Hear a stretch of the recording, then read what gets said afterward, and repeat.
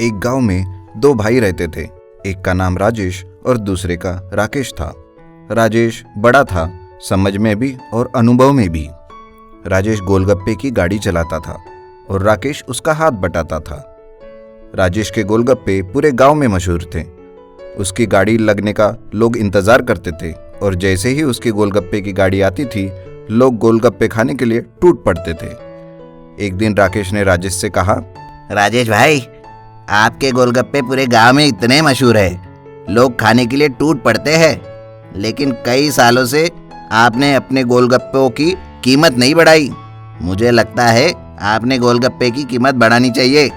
नहीं नहीं राकेश, जितनी कीमत है उसमें हम दोनों भाई का अच्छा गुजर हो जाता है, फिर कीमत बढ़ाकर क्या करना है। लेकिन भाई, अच्छा मुनाफा मिलेगा। नहीं, अभी उसकी जरूरत ही नहीं है, मैं इस बारे में बाद में सोचूंगा। एक दिन राजेश की तबीयत खराब हो जाती है। अरे सुनो राकेश, आज मेरी तबीयत कुछ खराब है। तुम एक काम करो, आज गोलगप्पे की गाड़ी तुम लेकर जाओ।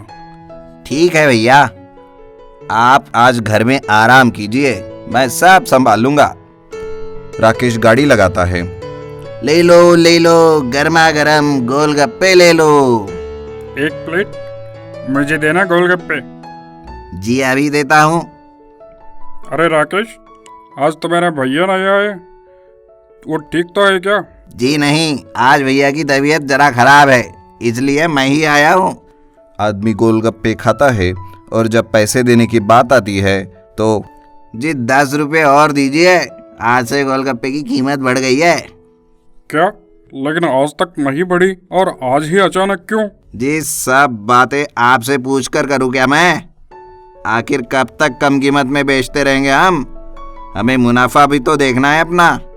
ठीक है। ऐसे ही जो भी आता था, राकेश उन सब से ज्यादा पैसे लेता था। सारे लोग बातें करते करते जाते थे कीमत बढ़ाने के बारे में। राकेश घर जाता है, तब राजेश से पूछता है, बोलो राकेश, आज का दिन कैसा रहा? जी भैया, आज तो मैंने कमाल ही किया। मैंने गोलगप्पों की कीमत बढ़ा दी और सारे लोगों ने खाई भी। हाँ, वो बातें तो कर रहे थे कीमत बढ़ाने के बारे में, लेकिन हमारे गोलगप्पे है ही इतने अच्छे। राजेश गुस्सा हो जाता है और राकेश से बोलता है, अरे राकेश, मैंने तुम्हें कितने बार समझाया है ऐसा मत करो, लेकिन तुम मेरी बात सुनते नहीं है। कल जो गोलगप्पे बेचोगे उसे पुरानी कीमत भी बेचना है, समझ गए? ठीक है भैया, समझ गया। लेकिन राकेश मन ही मन में गुस्से से लाल हो जाता है और उस रात को जो सामान गोलगप्पों के लिए बनाना रहता है, उसे वो खराब क्वालिटी की चीजों से बनाता है ताकि कम लागत में ज्यादा मुनाफा मिले। फिर दूसरे दिन, अरे राकेश, ये गोलगप्पे कुछ खास नहीं है, हमेशा की तरह इसका स्वाद भी नहीं है। क्या बात कर रहे हैं आप? ये तो वैसे ही है जैसे मैं रोज बनाता हूँ। शायद आपके मुंह में ही प्रॉब्लम आया है। अरे ये कैसे बात कर रहे हो राकेश? ये बोल के राकेश पुरानी कीमत के पैसे उस आदमी से लेता है और वो आदमी चला जाता है। तभी एक छोटी सी बच्ची अपनी माँ के साथ वहां से गुजरती रहती है और गोलगप्पे देखकर, माँ, मुझे गोलगप्पे खाने हैं। माँ, प्लीज माँ, मुझे गोलगप्पे खिलाओ ना। अच्छा, ठीक है। सुनो भैया, एक प्लेट गोलगप्पे देना मेरी गुड़िया रानी को। जी अभी देता हूँ। राकेश एक प्लेट गोलगप्पे देता है और खाने के बाद वो बच्ची और माँ वहां से चले जाते हैं। फिर दूसरे दिन उस बच्ची की माँ अपने पति के साथ गोलगप्पे की गाड़ी के पास आती है। सुनो जी गुड़िया के पापा, मैंने कल गुड़िया को यहीं से गोलगप्पे खिलाए थे। अच्छा, तो तुम हो? अरे तुम्हें तो मैं अच्छी तरह से जानता हूँ, तुम राजेश के भाई हो ना? जी हाँ, मगर क्या हुआ ये तो बताओ। अरे कल मेरी बच्ची को जो तुमने गोलगप्पे खिलाए, वो खाकर उसकी तबीयत खराब हो गई है और उसे दवाखाने में भर्ती करना पड़ा। बताओ क्या खिलाया था उसे, नहीं तो मार मार के पुलिस के पास दे दूंगा। अरे भाई साहब, आप ये क्या बात कर रहे हैं? मैंने तो रोज की तरह ही गोलगप्पे बनाए थे, मैं और क्या खिला सकता हूँ? हाँ, लेकिन गोलगप्पे खाने के बाद उसकी तबीयत खराब हुई और दवाखाने में भर्ती करना पड़ा उसे। मतलब तुमने कुछ तो मिलाया था उसमें। अरे नहीं नहीं, मैंने कुछ नहीं मिलाया, मैंने कुछ भी नहीं किया। तो तुम ऐसे नहीं मानोगे, मैं अभी पुलिस को फोन करता हूँ। राकेश चुप हो जाता है और उस आदमी के पैर पड़ता है। बोलता है, मैं आगे से ऐसा नहीं करूँगा, मुझे माफ कर दीजिए। इस बात की खबर राजेश को भी लगती है और वो गाड़ी के पास आता है। क्या किया तुमने राकेश? तुझे मैंने कितने बार बोला लालच मत कर, जितना है जैसा है उसमें ईमानदारी से मेहनत करेंगे, लेकिन तुम नहीं सुनते हो ना। मुझे माफ कर दो भैया, आगे से मैं ऐसा नहीं करूँगा, जो आप करेंगे वही करूँगा। फिर आगे से राकेश पूरा सुधर जाता है, अपने मन से लालच भी निकाल देता है और जो राजेश कहता है वही राकेश करता है। एक गांव में आशीष और राहुल नाम के दो दोस्त रहते थे। दोनों बहुत अच्छे दोस्त थे, लेकिन दोनों के विचारों में काफी फर्क था। राहुल हमेशा ख्यालों की बातें करता था। कहता था, मैं एक दिन करोड़पति बन के दिखाऊंगा, देखना तुम। बस मुझे कोई ऐसा मिलना चाहिए जो सही रास्ता दिखाए। अरे राहुल, अगर तुझे करोड़पति बनना है तो किसी की जरूरत नहीं, तुझे मेहनत करनी पड़ेगी, तभी तू करोड़पति बनेगा। लेकिन राहुल हमेशा आशीष की बातों को टाल देता था। कहता था, अरे मेहनत वहनत से कोई करोड़पति नहीं बनता दोस्त, तू देखना, मैं बिना मेहनत के ही करोड़पति बन के दिखाऊंगा। लेकिन आशीष हमेशा कुछ न कुछ इन्वेस्टमेंट करके कोई धंधा शुरू करने की सोच में रहता था। ऐसे ही एक दिन आशीष राहुल को फोन करता है। अरे राहुल, मेरे पास एक बहुत ही अच्छा आइडिया है बिजनेस करने का, तू कहाँ है, मैं तुझे बताऊंगा। फिर हम दोनों मिलके ये नया धंधा शुरू करेंगे। तभी राहुल कहता है, अरे तू वो सब छोड़ और मेरे पास आ जा जल्दी से, मैं तुझे एक बात बताने जा रहा हूँ। जल्दी से गांव के जंगल के पास आ जा, तुझे एक सरप्राइज दूंगा मैं, जल्दी आ जा तू। ये सुनकर आशीष राहुल से मिलने के लिए जंगल की तरफ जाता है। आशीष मिलने के बाद राहुल से पूछता है, अरे राहुल, क्या बताना चाहते हो, कहाँ है सरप्राइज? राहुल कहता है, वो देखो। आशीष देखता है कि जंगल में एक पेड़ के नीचे एक साधु बैठा है। आशीष राहुल से पूछता है, अरे राहुल, ये कौन है और इसका सरप्राइज से क्या मतलब? राहुल कहता है, अरे यही तो है वो काम का आदमी जो मुझे करोड़पति बनाने वाला है, आजा, उनसे हम अपना भविष्य पूछेंगे। राहुल और आशीष साधु के पास जाकर बैठते हैं। साधु पूछता है, कहो बालक, क्या जानना चाहते हो? मैं तुम्हारी कैसे मदद कर सकता हूं? राहुल कहता है, बाबा, मुझे करोड़पति बनना है, लेकिन बिना मेहनत करके, मेरी मदद करो बाबा। बाबा कहते हैं, अवश्य ही मदद करूंगा बालक। तुम्हें अगर करोड़पति बनना है तो मैं जो कहूंगा वही करना पड़ेगा, क्या तुम करोगे? राहुल कहता है, हाँ बाबा, आप जो बोलेंगे, जैसा बोलेंगे वैसा मैं करूंगा, बोलिए क्या करना है।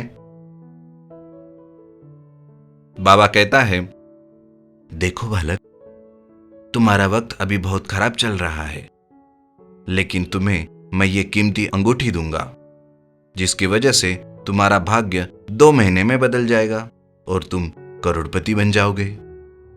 लेकिन बालक, ये अंगूठी 50,000 रुपए की है, क्योंकि इसमें बहुत ही कीमती नीलम का पत्थर लगा हुआ है, जो तुम्हारा भाग्य ही बदल देगा। लेकिन ये अंगूठी लेने के बाद तुम्हें रोज सोमवार को उपवास भी करना पड़ेगा, क्या तुम ये करोगे? राहुल ये सब बातें सुन के कहता है, जी बाबा, मैं ये अंगूठी भी लूंगा और हर सोमवार को उपवास भी करूंगा। 50,000 रुपए देकर राहुल और आशीष वहां से वापस गांव में आते हैं। तब आशीष कहता है, अरे राहुल, वो बाबा तो ढोंगी है, तुमने व्यर्थ ही उसे 50,000 रुपए दे दिए मित्र। तुम ऐसे कैसे बेवकूफ जैसे काम कर रहे हो? अगर अंगूठी पहनने से कोई करोड़पति बनता तो वह बाबा ही खुद नहीं बनता, वो क्यों ऐसे जंगल जंगल भटकते रहता? इस बात पर राहुल आशीष से कहता है, देखो आशीष, मुझे उस बाबा पर पूरा भरोसा है और वो एक सन्यासी है। उसे करोड़पति बनने की कोई जरूरत नहीं पड़ती, इसलिए वो मेरे जैसे लोगों की मदद करते हैं। लेकिन इस बात पर आशीष कहता है, अरे नहीं राहुल, करोड़पति सिर्फ मेहनत करके ही बना जा सकता है। ऐसे तुम ढोंगी बाबा के चक्कर में मत पड़ो। लाख समझाने के बाद भी राहुल नहीं समझता और वो आशीष को कहता है, देखो, मैं तो इसी तरीके से करोड़पति बनूंगा। तुझे मेहनत करनी है तो तू करते बैठ। आशीष उसी रात को सोचता है कि मैं एक सॉफ्टी आइसक्रीम का ठेला गांव के चौराहे पे लगाऊंगा और मेहनत से ही पैसे कमाऊंगा। और दूसरे ही दिन वो शहर से एक सॉफ्टी आइसक्रीम का ठेला लेके आता है और गांव के चौराहे में लगाता है। धीरे धीरे आशीष के ठेले पर लोगों की भीड़ होने लगती है और वो बहुत मेहनत करके रुपए कमाने लगता है। एक दिन राहुल वहां आता है और कहता है, अरे आशीष, ये क्या कर रहे हो तुम? तुम्हें ये सब करने की कोई जरूरत नहीं, क्योंकि तुम्हारा दोस्त जल्दी करोड़पति बनने वाला है। आशीष कहता है, अरे राहुल, तुम कब तक इस ढोंगी बाबा के चक्कर में फंसे रहोगे?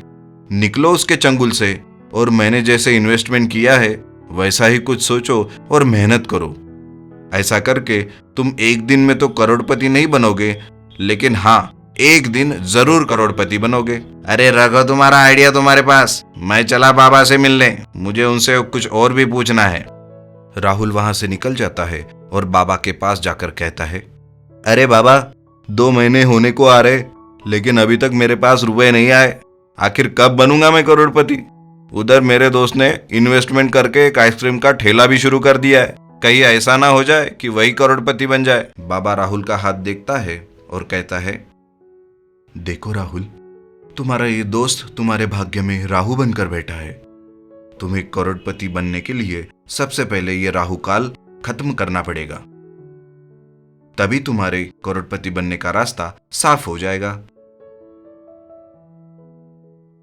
हाँ हाँ, ठीक कहा है बाबा, कहो क्या करना होगा? बाबा कहता है, इसके लिए तुम्हें ये पन्ना और ये हीरे की अंगूठी पहननी पड़ेगी, जिसकी वजह से तुम्हारे दोस्त का जो असर तुम्हारे भाग्य में है वो निकल जाएगा और तुम 2 दिन में ही करोड़पति बन जाओगे। समझ गए ना तुम? हाँ हाँ बाबा, मैं सब समझ गया। जिसे मैं अपना सच्चा दोस्त समझता था, उसकी वजह से ही मैं करोड़पति नहीं बन पा रहा हूं। बाबा कहता है, लेकिन इन 2 अंगूठी की कीमत 1 लाख रुपए है बेटा। चलो जल्दी से मुझे रुपए दे दो, फिर मैं इन अंगूठियों को अपने सीक्रेट मंत्र से भारित कर दूंगा। राहुल बाबा को कहता है, बाबा, 1 लाख रुपए घर में रखे हैं, मैं अभी जाकर लेकर आता हूं। राहुल वहां से जल्दी से दौड़कर घर जाता रहता है। तभी आशीष उसे देख लेता है और पूछता है, अरे राहुल, ऐसे भागते हुए कहां जा रहे हो? राहुल कहता है, अरे आशीष, मुझे सब पता चल गया है। तुम मेरे भाग्य में राहु बनकर बैठे हो, इसीलिए ही मैं करोड़पति नहीं बन पा रहा हूं। बाबा मुझे 2 नई अंगूठियां दे रहे हैं, जिसको पहनते ही तेरा राहु वाला दोष मेरे भाग्य से निकल जाएगा और मैं 2 दिन में ही करोड़पति बन जाऊंगा। ये बात सुनकर आशीष कहता है, अरे राहुल, मैं कैसे राहु बन गया तुम्हारे भाग्य में?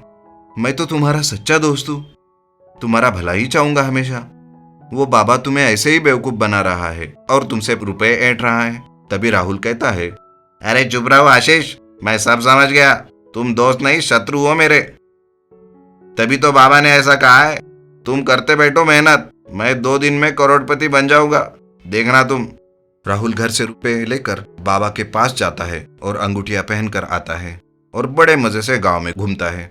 2 दिन बीत जाते हैं। राहुल जंगल में जाता है, लेकिन देखता है कि बाबा वहां पे नहीं है। निराश होकर वो बैठ जाता है और सोचता है कि कम से कम अंगूठियां बेचकर अपने पैसे वापस लेता हूं। ये सोचकर वो बाजार में एक सुनार के पास चला जाता है। सुनार अंगूठियों को देखकर कहता है, अरे राहुल, ये अंगूठियां तुम्हें किसने बेची? ये तो पूरी नकली है। इसमें जो पत्थर है वो नकली है, 50 रुपए के भी नहीं है ये पत्थर, ये मैं नहीं खरीद सकता। ये सुनकर राहुल बहुत नाराज हो जाता है और आशीष के पास जाता है। कहता है, अरे आशीष, शायद तुम ठीक कह रहे थे। वो बाबा कोई बाबा नहीं बल्कि ढोंगी बाबा है। उसने मुझसे 1 लाख रुपए लिए और कहीं भाग गया। उसने जो ये अंगूठियां दी ये भी नकली ही है।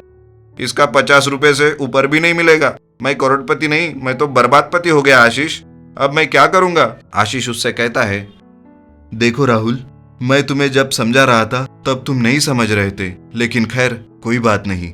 तुम मेरे सच्चे दोस्त हो, मेरे साथ काम करना शुरू कर दो, धीरे धीरे सब ठीक हो जाएगा।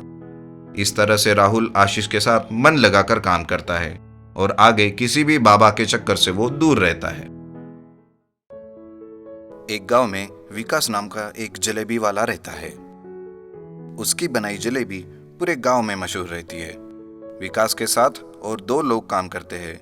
वो दोनों विकास के नौकर रहते हैं और वो दोनों सगे भाई भी होते हैं, लेकिन दोनों बहुत आलसी रहते हैं। गांव में कोई भी समारोह हो, गांव वाले सिर्फ विकास की दुकान से ही जलेबी लेते हैं। विकास के नौकर आलसी होने के कारण उन दोनों को हमेशा समझाता रहता है, अरे छन्नू और बन्नू, तुम दोनों को मैं कितनी बार समझाऊं कि काम में आलस्य मत दिखाओ। ऐसे कैसे तुम दोनों अपना काम करोगे? मेरी बात को समझो और जल्दी से सुधर जाओ। जी भैया, हम कोशिश कर रहे हैं। आप चिंता मत कीजिए। ऐसा बोलकर दोनों भी हमेशा बात को टाल देते हैं और विकास की पीठ पीछे हंसते रहते हैं। ऐसे ही एक दिन विकास एक ऑर्डर की जलेबी बनाता रहता है। अरे छन्नू और बन्नू, जल्दी से जलेबी बनाने की सामग्री निकाल कर लाओ यहाँ से। जी भैया, अभी ला रहे हैं। अरे ये कैसा मैदा लेकर आए हो तुम? इतने दिन हो गए तुम दोनों को काम करते हुए, लेकिन कौड़ी की अकल नहीं आई तुम दोनों में। ऐसे बनेगी स्वादिष्ट जलेबी? अगर ऐसे काम करोगे तो कैसे बिकेगी हमारी जलेबी? तुम दोनों को सजा देनी ही पड़ेगी। एक काम करता हूं मैं, इस महीने की तुम्हारी तनख्वाह ही काट देता हूं। दोनों को डांटकर विकास दूसरे काम में लग जाता है और इधर दोनों भाई आपस में बात करते हैं। देखो बन्नू, अब मैं यह काम नहीं करूँगा। विकास भैया की बहुत सुन ली, अब मुझसे काम नहीं होगा यहाँ पर। हाँ छन्नू, सही कह रहे हो। मैं भी अभी यहाँ पर काम नहीं करूँगा, लेकिन हम करेंगे क्या? हमें तो इसके सिवा और कोई काम आता ही नहीं। अरे चिंता क्यों करते हो? हमें भी जलेबी बनाने आते हैं ना अभी बन्नू। हम भी जलेबी बेचेंगे अब से। लेकिन हमारे पास तो पैसे भी नहीं है, हम पैसे कहाँ से लाएंगे? हम कोई व्यापारी से कुछ रुपया उधार लेंगे और मुनाफा होने के बाद उन्हें सूद समेत वापस भी कर देंगे। ठीक है भैया। ये सोचकर दोनों भाई विकास की दुकान से चले जाते हैं और एक व्यापारी के पास जाते हैं। उनसे कुछ रुपया लेकर अपनी खुद की जलेबी की दुकान डालते हैं। दूसरे दिन विकास दुकान जाते रहता है। तभी छन्नू और बन्नू दोनों रास्ते में मिलते हैं। अरे छन्नू और बन्नू, तुम दोनों कहाँ गायब हो गए और दुकान भी नहीं आ रहे हो? मुझे बताकर तो छुट्टी लेते, बिना बताए ही चले गए। विकास भैया, जरा वो देखिए। अरे वाह, तो तुमने इस दुकान में नौकरी शुरू की है क्या? चलो अच्छा है। नहीं विकास भैया, हम वहाँ नौकरी नहीं कर रहे।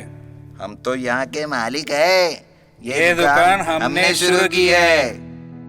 अरे वाह वाह, ये तो खुशी की बात है। खूब मेहनत से काम करना और कुछ जरूरत पड़ी तो बेझिझक मुझसे बोलना, मैं अवश्य ही मदद करूंगा। हाँ विकास भैया, कहीं ऐसा वक्त ना आए जाए कि आपको हमारे ही सहायता की जरूरत पड़े। विकास अपनी दुकान में चला जाता है और अपने काम में लग जाता है। इधर छन्नू और बन्नू दोनों नई दुकान में जलेबी बिकने का इंतजार करते हैं, लेकिन कई दिन हो जाते हैं उनकी दुकान से कोई जलेबी नहीं खरीदता। अरे छन्नू और बन्नू, इधर आओ। देखो, महीना होने को आ रहा है। अगर 15 दिन में मुनाफे के साथ असल रकम मुझे नहीं दी तो दुकान किसी और को बेच दूंगा। क्या समझ रखा है? आमदनी के बिना व्यापार कैसे हो सकता है? समझ गए कि नहीं तुम दोनों? जी, हम कोशिश कर रहे हैं। ये बोलकर दोनों भाई दुकान चले जाते हैं। वहां पे छन्नू बन्नू से कहता है, अरे बन्नू, मेरे पास एक योजना है। हाँ हाँ भैया बताओ, मैं भी आपकी इसमें मदद करूँगा। हम विकास की दुकान से बनी हुई जलेबियों को चुराते हैं और अपनी दुकान की कहकर बेचते हैं, ठीक है? अच्छा है, ये तो बहुत अच्छी कल्पना है भैया, इससे तो हमें भी फायदा होगा। दोनों रात को चोरी से विकास की दुकान में घुसते हैं और जलेबी चुराते हैं। दूसरे दिन विकास अपनी दुकान खोलता है तो वो देखता है कि जलेबियां गायब है और वो लोग भी आ जाते हैं जो विकास को जलेबियों का ऑर्डर देके जाते हैं। अरे विकास भाई, हमारा जलेबियों का ऑर्डर हुआ है कि नहीं? कहाँ है हमारे जलेबियाँ? हाँ हाँ भैया, थोड़ी सी गड़बड़ हुई है। मैं अभी आपको जलेबियां तैयार करके देता हूँ। विकास जल्दी जल्दी जलेबियां बनाने लगता है, लेकिन बहुत देर हो जाती है और वो लोग सामने छन्नू और बन्नू की दुकान में चले जाते हैं। अरे जन्नू और बन्नू, क्या तुम्हारे पास जलेबियाँ तैयार है? हाँ भैया, जलेबियाँ तैयार है। इतनी चाहिए। आदमी छन्नू और बन्नू की दुकान से जलेबियां लेकर जाता है। छन्नू और बन्नू की दुकान में बढ़ती भीड़ को देखकर विकास हैरत में पड़ जाता है और उनकी दुकान में जाकर देखता है तो वही गायब हो चुकी जलेबियां उनकी दुकान में उसे दिखती है। तुम दोनों को आलस और कामचोरी के साथ साथ अब चोरी की भी आदत लग गई है, क्यों? अब मेरी जलेबी चुरा के तुम लोगों को बेचोगे? ऐसा करने वाले हो क्या? अरे विकास भैया, ये क्या कह रहे हो आप? ये जलेबियाँ तो हम दोनों ने बड़ी मेहनत के साथ बनाई है अपने हाथों से। अच्छा, तो चलो गांव के बड़े मुख्य के सामने ये साबित करके दिखाओ। ये बोलकर विकास और छन्नू बन्नू अपना अपना सामान लेकर गांव के मुख्य और कुछ लोगों के सामने जलेबी बनाने का सामान लेकर आते हैं। विकास अपनी जलेबियां बहुत तेजी से बनाता है और छन्नू और बन्नू अपनी ही आलस और कामचोरी की वजह से जलेबियां देरी से बनाते हैं। थोड़ी ही देर में गांव के मुख्य विकास की जलेबी चखते हैं और छन्नू बन्नू की दुकान की जलेबी चखते हैं और आखिर में उन्होंने बनाई हुई जलेबियां भी चखते हैं और मुख्य समझ जाते हैं कि छन्नू और बन्नू ने विकास की दुकान से ही जलेबियां चोरी की है। छन्नू और बन्नू गांव के मुख्य और विकास से माफ़ी मांगते हैं। विकास उन दोनों को माफ़ कर देता है और छन्नू और बन्नू की दुकान बंद करके वापस अपनी ही दुकान में उन दोनों को काम के लिए रख देता है।